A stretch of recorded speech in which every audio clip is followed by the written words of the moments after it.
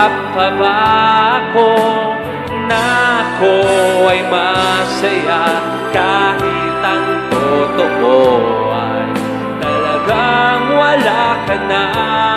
At kung bukas pagmulat ng aking mata may mahal ka ng iba, wala na akong magagawa. Di ba? Saan ba ako nagkamali? Di ko maintindihan. Kung sino pa nagmamahal, siya